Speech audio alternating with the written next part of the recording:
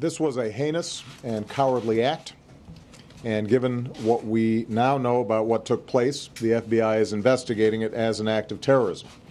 We will find whoever harmed our citizens, and we will bring them to justice.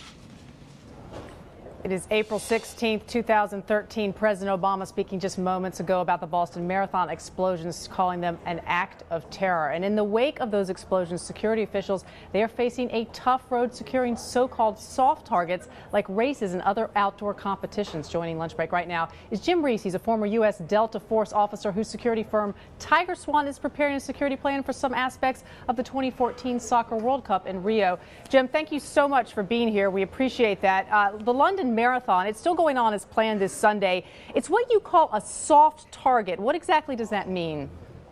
Well, Wendy, it's something, first of all, it's a place where there's nothing where everyone is concentrated like a stadium or a coliseum.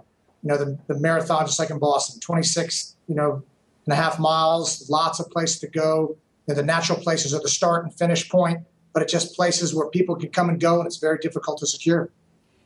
Security was particularly tight. There were bomb-sniffing dogs there, and yet this horrific event still happened. Is it because the spectators and the runners themselves aren't subjected to enough security potentially? Wendy, I would tell you, it's just a very difficult job. I mean, running security for these operations is very difficult. It's very hard. It takes a lot of analysis. And the tough thing is people can blend. You could have a threat blend in that looks like the runners. I know the Boston PD and the folks running these things work very diligently to do them, but it's very difficult to do, and that's why it's called a soft target. There's vulnerabilities in all of these aspects you look at. The FBI now asking for spectators, for anyone who was there on the ground yesterday when this happened, to send in their video. Is this going to be something that's going to help them sort of figure out who the perpetrator was of this, Jim? Yeah, years ago, the Joint Terrorism Task Force have some great tools that the U.S. government's interagency.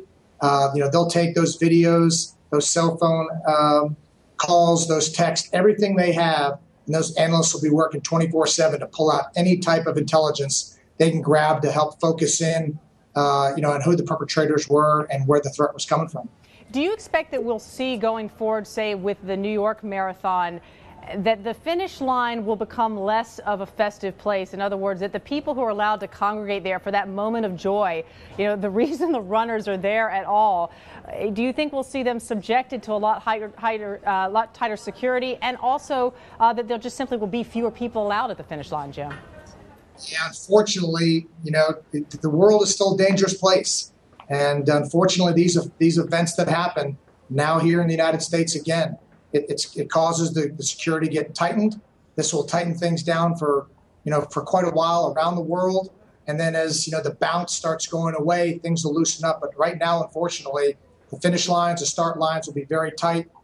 People want to come. There's going to be a lot of scrutiny for security, and it's just going to be an inconvenience. But it's what's happening in today's world.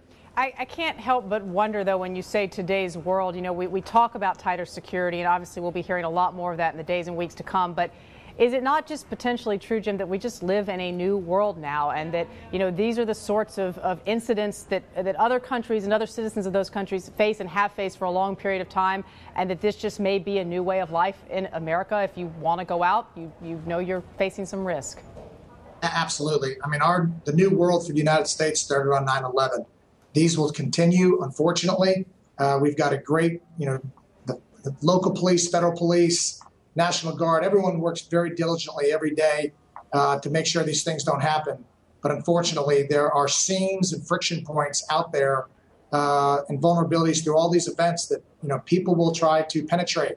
And that's what we try to do at TigerSwan, is help folks identify those vulnerabilities they can't find or look at and clog those holes for them so the penetrations don't happen.